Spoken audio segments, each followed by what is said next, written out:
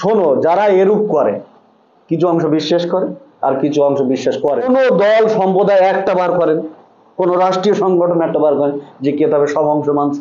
মানুষের মধ্যেই কেতাব আছে বলে ও কোরআন লাগবে না। মানুষ তো এমনি ন্যায় অন্যায় জানে। আমি বলি কিছুই জানে না মানুষ। 1000 বার বলবেন, 1000 বারই প্রমাণ করতে মানুষ কিছুই জানে। কোনো ঠিক ভুল নির্ণয় করার ক্ষমতা রাখে না মানুষ। আর কমন সেন্স, কমন সেন্স হলো অপ্রমাণিত জ্ঞান, কোনো প্রমাণিত জ্ঞান না। প্রকাশ করছি, এখানে অনেকগুলো সম্প্রদায় আছে। এই এক এক সম্প্রদায়ের কাছে যাবেন এক এক ধরনের কমন সেন্স, যেটা আপনি দেখাবেন অন্যায় তাদের কাছে সেটা নেই। অথচ তাহাদেরকে বাহির করে দেওয়াই তোমাদের জন্য হারাম ছিল। হারাম মানে কি? অবৈধ ছিল তাদের বার করে দেওয়া। কেন? ওই আল্লাহর সঙ্গে অঙ্গীকারবদ্ধ, সংবিধানের সঙ্গে অঙ্গীকারবদ্ধ। সংবিধান কিন্তু ধারা, মূল ধারা ওইটাই আছে, একজন আরেকজনকে বার করতে পারবে না। যেহেতু কিছু ধারা মনুষ্য তৈরি করেছে, তাদের ইঙ্গিত, এখানে কাস্টের ব্যাপার আছে, ধর্মের ভিত্তিতে কিছু বিষয় আশায় লেখা হয়েছে, কিন্তু মূল ধারা তারা উড়িয়ে দিয়েছে যে আমরা একে অপরের ভাই। সেই ধারাটা আস্তে আস্তে যত দিন গিয়েছে সেগুলো তারা মিটিয়ে দিয়েছে। দেয়নি এই কথাগুলো? বিশ্ববাসী আমরা সকলেই তো একে অপরের ভাই। আমরা কাঁটাতারের বেড়া দিয়ে, পাঁচিল দিয়ে দেশ ভাগ করে নিয়েছি। এটা কি মানুষের দোষ? যারা করেছে তাদের দোষ। ওই যে হিংসা বিদ্বেষ কাজ করেছে, অপরাধ আর বাড়াবাড়ি, আমাদের এখানে ব্যবসা বাণিজ্য ভালো, আমাদের এখানে কল ফ্যাক্টরি ভালো, আমরা এই সম্প্রদায়ের লোক, আমরা এখানে জনসংখ্যায় বেশি, আমরা এখানে কারো রাষ্ট্রী দেবো না। তো এগুলো হিংসা বিদ্বেষ না? ওটা কি স্রষ্টার আইন? কোন স্রষ্টা এরকম আইন দিতে পারে? যে ভগবানই তারা মানব দিতে পারে? যদি সে প্রকৃত স্রষ্টা হয়, যে এক মানুষ আর এক মানুষকে হিংসা করবে, তার বাড়ি আসতে দেবে না, তার দেশে ঢুকতে দেবে না, দেশে ঢোকার জন্য আবার পাসপোর্ট লাগবে, ভিসা লাগবে, কত কি করেছে। এর অনেকগুলো কারণ আছে। তো এখানে আল্লাহ বলছে এইগুলো করা তো তোমাদের জন্য হারাম ছিল, তাও তো তোমরা করেছো। আফাতু মিনুনা, তাহলে কি তোমরা বিশ্বাস করো, বিবাদিল কিতাব ওয়ালা তাকফিরুনা, তোমরা কি অস্বীকার করো বিবাদী অপর কোন অংশের প্রতি। ফামা জাজাউ, তাহলে কি হতে পারে না যারা এরূপ করবে, ফিল হায়াতুদ দুনিয়া, পার্থিব জীবনে লাঞ্ছনা, ইয়াউমিল কিয়ামাতি, কিয়ামতের দিবসে, ইউরাদ্দুনা, তারা নিক্ষিপ্ত হবে, ইলা আসাদ্দুল আযাব, কঠিন আযাবের শাস্তির দিকে। ওমা আল্লাহু বিগাফিলিন আম্মা তা'মালুন। আয়াতে যতগুলো শব্দ আমাদেরকে আল্লাহ পাক বোঝাচ্ছেন, যদি আমরা বুঝি এগুলো বহু দিন সময় লাগবে, বহু শিক্ষার মধ্যে রয়েছে। কিন্তু এর সূত্রগুলো আমি এখানে কোট করতে পারি। এর সূত্র, কোরআনের যে সূত্র নিয়ে আজকের বিশ্বে কাজ চলছে, সূত্রগুলো কিছু কিছু কোট করতে পারি, কিন্তু বিস্তারিত বলে শেষ করা যাবে না এখন। যত এটা গবেষণা করবে একটা, তত কিছু এটা আপডেট হতে থাকবে। আমি যতগুলো কথা বলি, মনে করেন পৃথিবীতে যতগুলো সংবিধান বানানো হয়েছে, যে কথাটা আমি বারবার বলি, যতগুলো সংবিধান বানানো হয়েছে কোরআন ছাড়া, যতগুলো সংবিধান বানানো হয়েছে, এই আয়াতটা যদি সেখান থেকে কেটে দেয়, এই শব্দগুলো, ওরা তো আয়াত বলে না, এই ধারাগুলি যদি সেখান থেকে কেটে দেয়, তাহলে সেই সংবিধানের ঢাঁচা পুরো গুড়িয়ে যাবে, কোনো সংবিধানই টিকবে না। কোরআনের এই বাক্যগুলো যদি কেটে দেয়, এই বিবাদিল কিতাব, কিতাবের কিছু অংশ, বিবাদী অপর কিছু অংশ, অর্থাৎ মনে করেন যে এই আল কোরআনের কিছু আইন আমাদের ক্ষেত্রে যেমন হয়, ভালো করে বুঝতে হবে কথাগুলো। আমাদের ক্ষেত্রে কি হয়, যে আমরা পড়ে নিয়েছি সূরা বাকারায়, তোমরা ঈমান আনো আল্লাহর প্রতি, ঈমান আনো শেষ দিবসের প্রতি, ঈমান আনো ফেরেশতাগণের প্রতি, ঈমান আনো নবীগণের প্রতি, ঈমান আনো তার কিতাব সমূহের প্রতি। তো এই কথাগুলি আমরা বুঝে নিয়েছি, ঈমান আনো এবং সৎকর্ম করো, হ্যাঁ কি না? তাহলে ঈমান, আমরা আল্লাহর কিতাব আছে, আমরা এটা এখানে রাখা আছে, মসজিদে রাখা আছে, বাড়িও রাখা আছে, ওই কথা কিতাবটা বিশ্বাস করি, ওইটা এসছে আল্লাহর পক্ষ থেকে, ওটা বিশ্বাস করি। এইভাবে আমাদের অন্তর্দৃষ্টি দেখায়, ওটা বিশ্বাস করি। এবং আল্লাহ আছে, পরকাল আছে, ফেরেশতাগণ আছে, কিতাব আছে, নবী সমূহ এসেছিল, এগুলো সব বিশ্বাস করি। এখন ব্যাপারটা হচ্ছে আমরা সৎকর্ম করো, তা করি, কিছু মানুষের দান খয়রাত করি, ঈদ আসলি কিছু দান খয়রাত করি, ওখানে ঈদি যায় নামাজ পড়ি, শুক্রবারে নামাজ পড়ি, এই করি ওই করি, এইগুলো যে আমরা বুঝে নিয়েছি, তো এইগুলো কি কোরআন বুঝিয়েছে? মনে করেন যে সৎকর্ম, সৎকর্ম তো কোরআনের একটা পার্ট, আল্লাহর কিতাবের একটা পার্ট। তাই না? আল্লাহ পাক এই ধারার মধ্যে কি বলছে যে তোমরা কি ইহার কিছু অংশ বিশ্বাস করো? কিসের? যে আয়াত পড়ছি বা যে কিতাবটা পড়ছি, বিবাদিল কিতাব, তোমরা কি কিতাবের কিছু অংশ বিশ্বাস করো, আবার কিছুকে প্রত্যাখ্যান করো? শোনো, যারা এরূপ করে, কিছু অংশ বিশ্বাস করে আর কিছু অংশ বিশ্বাস করে না, যারা এরূপ করে তাদের দুনিয়ার জীবন হবে লাঞ্ছনা, হীনতা, অপমানজনক, আর পরকালে তারা কঠিনতম শাস্তির দিকে নিক্ষিপ্ত হবে। কাদের কথা? আল্লাহর কথা। তো বুঝে নিয়েছে কি? আমরা দুনিয়া চলছি কারা? বুঝে নিয়েছি কারা? আমরা বুঝেছি। আর যদি আমরা প্রত্যেকের নিজ মোতাবেক চলছি, তাহলে আল্লাহর কথার সঙ্গে মিলল? কোন দল সম্প্রদায় একটা বার করেন, কোন রাষ্ট্রীয় সংগঠন একটা বার করেন যে কিতাবে সব অংশ মানছে?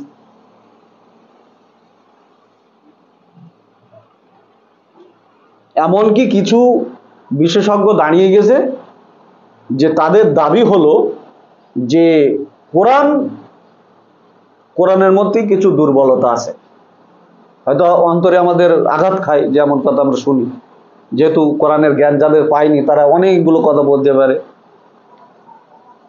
তারা ধারণা আছে প্রত্যেক মানুষের ভিতরে কোরআন আছে, কেতাব। তাহলে পৃথিবীময় আমি এরকম কোনো শব্দ পাইনি, কোনো ডিকশনারি পাইনি যে মানুষের মধ্যে কোনো কেতাব, এই শব্দের অর্থ কি হবে, কোন ডিকশনারিতে নিয়েছেন, কোন অর্থে করেছেন? মানুষের মধ্যে যদি কেতাব থাকে, তা সেই কেতাবটার অর্থ কি, এই শব্দটা কি করে বলবো? বোঝা যায়নি? তা মানুষের মধ্যে কেতাব আছে বলে ও কোরআন লাগবে না। মানুষ তো এমনি ন্যায় অন্যায় জানে। আমি বলি কিছুই জানে না মানুষ। আমি প্রমাণ করতে পারি, 1000 বার প্রমাণ করতে পারি, 1000 বার বলবেন, 1000 বারই প্রমাণ করতে পারি, মানুষ কিছুই জানে। কোনো ঠিক ভুল নির্ণয় করার ক্ষমতা রাখে না মানুষ। যেটা মানুষই পেয়েছে বংশ পরম্পরায়, সেটা হচ্ছে তোমার কমন সেন্স। কমন সেন্স হলো অপ্রমাণিত জ্ঞান, কোনো প্রমাণিত জ্ঞান না। আমাদের এই যে জনপদে আমরা বসবাস করছি, এখানে অনেকগুলো সম্প্রদায় আছে। এই এক এক সম্প্রদায়ের কাছে যাবেন এক এক ধরনের কমন সেন্স, যেটা আপনি দেখাবেন অন্যায়, তাদের কাছে সেটা নেই, তার অন্তর্দৃষ্টিতেও সেটা তার কাছে নেই, সে অন্যায় জিনিসটা। তাহলে কি করে আপনি বলতে পারেন যে সে ন্যায় অন্যায় জানে? আমার কথা বুঝে আসছে? তার মধ্যে আবার কি হয়েছে যে মনে করেন যদি এবার সায়েন্স এখানে ব্যবহৃত করি, আমাদের যে বংশ পরম্পরায় আমরা বলি না যে জিনগত ব্যাপার, অর্থাৎ রক্তের সেলফ যেটা ভিতরে তৈরি হয়, এই একটা সেলফ আর একটা সেলফের আর কি ডেটা ট্রান্সফার করে। ডেটা মানে জানকারি, আমার পূর্ববর্তীরা কি জানতো সেই ডেটা আমাদের শরীরে ট্রান্সফার করে। সেই অনুসারে আমাদের ব্রেন কেমন হবে, আমাদের দেখতে কেমন হবে, নাক নকশা, আমাদের হাত পা কতটা লম্বা হবে, সব ওই ব্রেন সেলের মধ্যে থাকে, থাকে না স্যার? যেটাকে ডিএনএ বলে। এই ডিএনএ এর মধ্যে ওই সমস্ত ক্যাটাগরি থাকে। বোঝা গিয়েছে? ওই সহজ বাক্যে মানুষ বলে যে জিনগত ব্যাপার, যে জিনগত ব্যাপার হলো ডিএনএ, বোঝেন? ডিএনএ এর মধ্যে এগুলো থাকে। ডিএনএ হলো প্রত্যেকটা জীব তার মূল বীজটা। এই জিনিসটা এত ক্ষুদ্র যে সাধারণ চোখে দেখানো যাবে না, সাধারণ চোখে আপনি দেখতে পাবেন না। মনে করেন আমরা তো একটা জীব, মনুষ্য জীব। তো এই মনুষ্য জীব একটা স্পাম দ্বারা তৈরি হয়েছে, যেটাকে আপনারা শুক্র কীট বলে জানেন। এইটাই তো এই শুক্র কীট, যেটা আপনি মনে করেন যে এক ফোঁটা কিন্তু যায় না। ওই এক ফোঁটার মধ্যেই লক্ষ কোটি তোমার ওই শুক্র বা শুক্রাণু থাকে। ঠিক বলছি তো স্যার? ওই 1 লক্ষ কোটির যদি ওই এক ফোঁটার মধ্যে 1 লক্ষ কোটির মতন থাকে, আরো বহু থাকতে পারে, কম বেশি ওটা বৈজ্ঞানিকরা ওরা অঙ্কে করছে, আমি বলতে পারবো। তো যতটুকু আমি জানি, তাহলে যদি ওই লক্ষ কোটির এক অংশ আপনার হয়, তা আপনি চোখে রাখতে পারবেন? দেখানো সম্ভব? আমরা দেখছি একটা আঁটি, বিশাল গাছ, একটা আঁটি, ওই আঁটির মধ্যে কিন্তু জীবন নাই। ওই আঁটির মধ্যে একটা জীবন কোষ আছে, ওর উপরে যেটা আছে ওটা ওর গ্লাভ। ভালো করে বোঝেন, ওই যে জীবন কোষটা কি হয়, ওই আঁটিকে ফেড়ে সেই জীবন কোষটা অঙ্কুরিত হয়। ঠিক বলছে স্যার? আঁটিটা হলো গ্লাভস। ওই ঠিক একইভাবে ওই আমরা যে মনুষ্য জাতি, আমাদের শরীর যেটা আমরা দেখছি, এটা অরিজিনাল আমাদের শরীর না। এটা আমাদের ব্রেন দ্বারা নিয়ন্ত্রিত হচ্ছে। বোঝা গেছে? এই যে বডি স্ট্রাকচার আল্লাহ পাক আমাদের বানিয়ে দিয়েছেন, আমরা হওয়ার পরে দেখছি হাত কাজ করছে, চোখ কাজ করছে, নাক কাজ করছে, কান কাজ করছে। এখন আপনি বহুগুলো জায়গা আছে যে আপনি আপনার নিয়ন্ত্রণে ওইটাকে কাজ করাতে পারবেন না। বহু জায়গা কেন, কোনো জায়গা আপনি কাজ করাতে পারবেন না।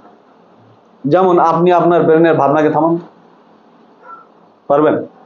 আপনার যদি নিয়ন্ত্রণে থাকে তাহলে আপনি ওটা পারবেন নিশ্চয়ই। ভালো করে বোঝেন। আপনি আপনার দম বন্ধ করে আপনার শিরা যে রক্ত চলাচল করছে ওটা বন্ধ করেন তো। রক্ত যে চলছে ওটা বন্ধ করতে পারবেন? যে এই আঙুলের মধ্যে যাস না,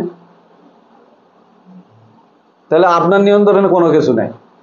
আপনার নিয়ন্ত্রণের কি আছে, যেটা আমরা এই পাটা নয়,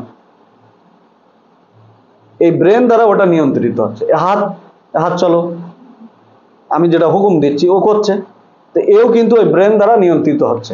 কিন্তু ব্রেন যদি হতো তাহলে আমি বলতাম এই রক্ত থেমে যাও, ওই অংশে যেও না, ওই অংশে খুব ভালো অবস্থা না, তাহলে দাঁড়িয়ে যেত।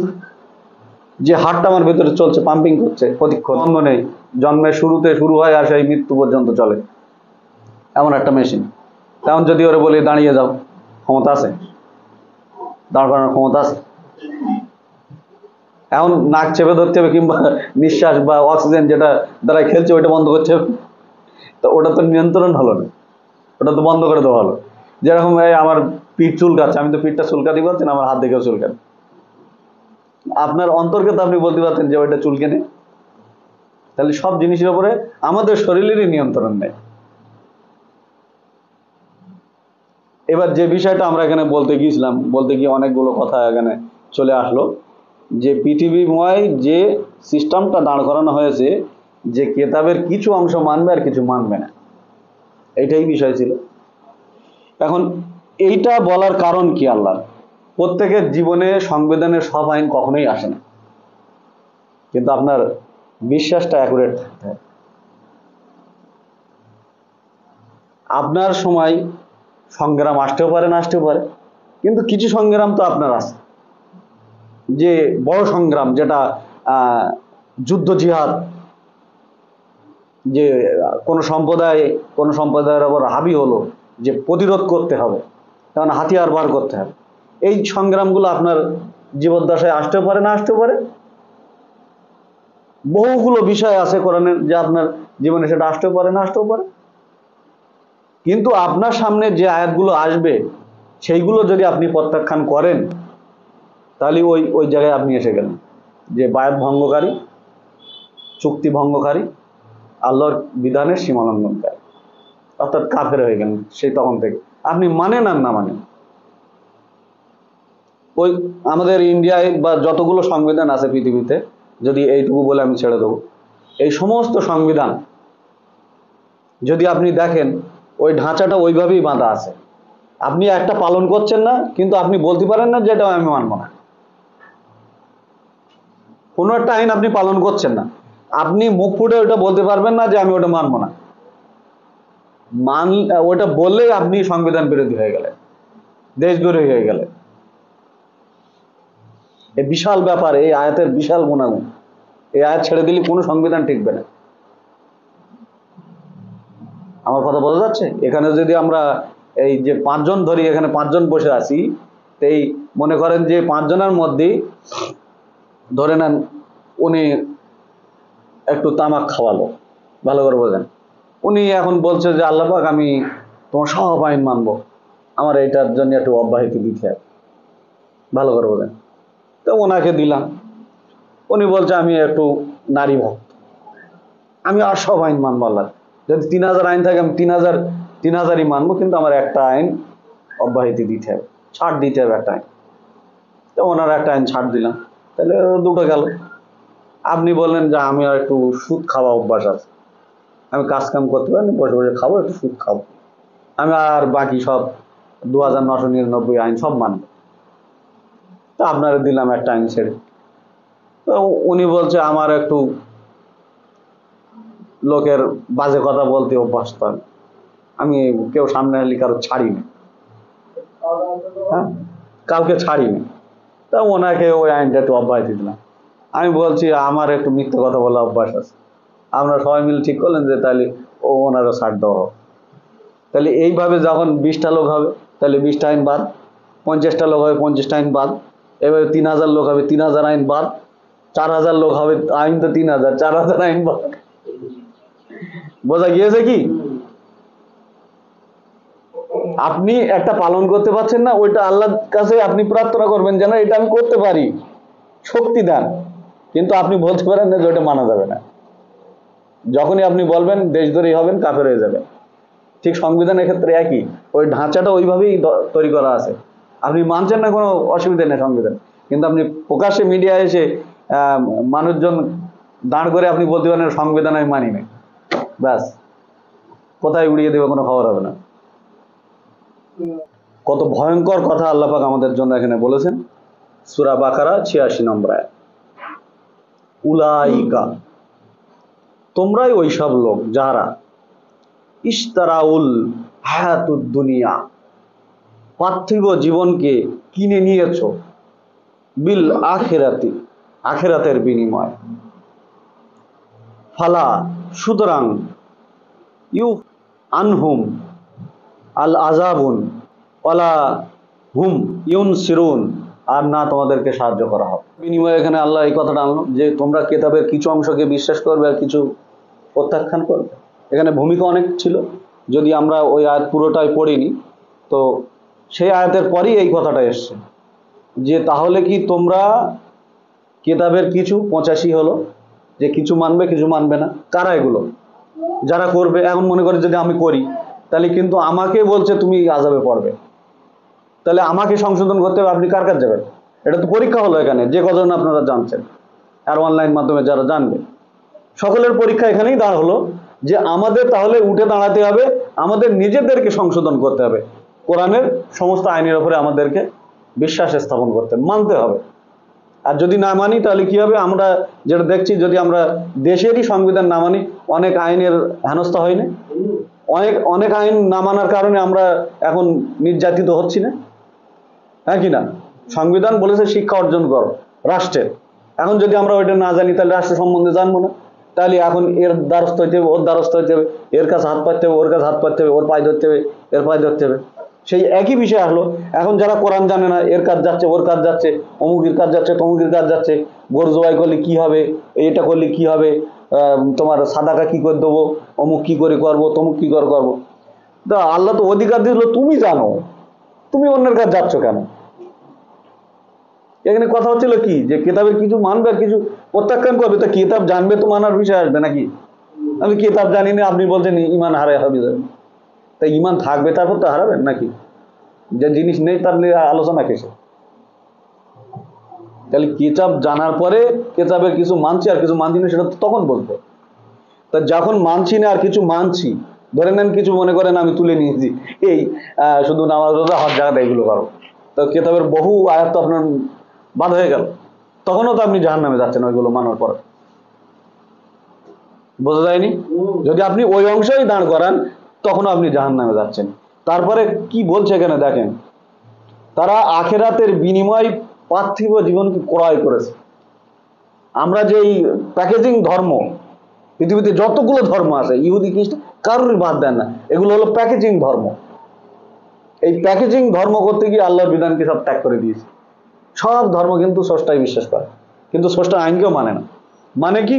তাদের নিজেদের তৈরি, আগের 2-3 সপ্তাহ আগে আমি বললাম না যে নিজ হাতে লেগে বিআইদিহি, তারপরে লিখে বলে মিন ইনদাল্লাহি, এটা আল্লাহর নিকট হইতে এসছে। নিজেদের হাতে বই লিখছে আর বলছে এটা আল্লাহর পক্ষ থেকে। এই যতগুলো ধর্মী আর কি ধার্মিক পুস্তক আছে সেগুলো আল্লাহর পক্ষ থেকে এসছে। তাদের কথা, ধর্মগুরুদের কথা করে কি করেছে, তারা স্রষ্টার বিধান থেকে মানুষকে ধরে নিয়ে আলাদা প্যাকেজিং বানিয়েছে। বানিয়ে কি করছে, এই জায়গায় ফেলে দিয়ে সকলকে। এই কি, তারা আখিরাতের বিনিময়ে পার্থিব জীবনকে ক্রয় করেছে। এই ছুটে বেড়াচ্ছিলাম প্রথম যে ঘটনা ছিল, যে আমরা এদিক ওদিক ছুটে বেড়াচ্ছি কি পার্থিব জীবনকে ক্রয় করছি কিসের বিনিময়ে? আখেরাতের বিনিময়ে। আখেরাত তো ওইটা বোঝায়নি। আখেরাত বলছে তোমাদেরকে এখানে পরীক্ষা হবে, তোমরা খাও, মানুষের সঙ্গে শান্তির সঙ্গে থাকো, সৎ ব্যবহার করো, যা আছে সেটা নিয়ে খুশি থাকো। সর্বক্ষণ আমরা আমাদের জীবনের খালি জায়গাগুলো পূরণ করার চেষ্টা করেছি, যেটা আছে সেটাকে কেউ দেখছে না, কেউ দেখে না যে আমার এইটা আছে বলে এইটা নেই। সর্বক্ষণ ওই নি কথাটা সেই জন্মের শুরু থেকে শেষ করছে একই কথাই চলছে, নেই নেই নেই নেই, কিচ্ছু নেই। তাহলে নেই মানে সেই জিনিসগুলো আনতে হবে, সেই জিনিসগুলো ক্রয় করতে হবে, সেই জিনিসগুলো সন্ধান করতে হবে। সেই সন্ধানের প্রতিযোগিতায় আমরা সকলে নেমেছি। আর নেমে কি করছি? এই পার্থিব জীবনকে ক্রয় করছি পরকালের বিনিময়ে। পরকাল তো ওটা বলেনি, দুনিয়া করতে বলেছে, কিন্তু আল্লাহ মোতাবেক, কাউকে ক্ষতি করে না, কারো আল ঠেলে এ মাথা তো মাথা ওই দিকে নিয়ে যেতে পারে। বলিনি যে একজনকে আঘাত করে তুমি তোমার দিনের দিকে আনো, বলিনি কাউকে তুচ্ছ তাচ্ছিল্য করো, বলেছে? কোন আয়াত পাবে? যখন করছি তাহলে কেতাবের কিছু মানি আর কিছু মানি না। আসছে তো যারা এরকম করেছে তারা পার্থিব জীবনকে ক্রয় করে নিয়েছে, সুতরাং তাদের শাস্তি কম করা হবে না। আল্লাহ বলছে, আমার কথা না, তাদের শাস্তি কম করা হবে না, আর তাদেরকে সাহায্যও করা হবে না। এখন দেখেন, আল্লাহ সাহায্য করবেন, তারপর তো আমরা সাহায্য পাবো। তাহলে আজ যারা অনলাইন মাধ্যমে শুনছেন, আমাদেরকে নিজেদেরই তৈরি হতে হবে, কেউ আমাদেরকে তৈরি করবে না, কোনো মাতব্বর আসবে না, সে নিজেই সমস্যা যুক্ত, সমস্যা মুক্ত না। তাহলে আমরা প্রত্যেকে উঠে দাঁড়াই এবং কোরআন জানি বুঝি এবং নিজেদেরকে কোরআন মোতাবেক তৈরি করি। তাহলে একটা সময় আসবে, দেখবেন যে আপনারা ওই অন্ধকার থেকে আস্তে আস্তে আলোর দিকে চলে আসছেন। আলোচনা শেষ করছি। বিশ্ববাসীর প্রতি আল্লাহর শান্তি বর্ষিত হোক।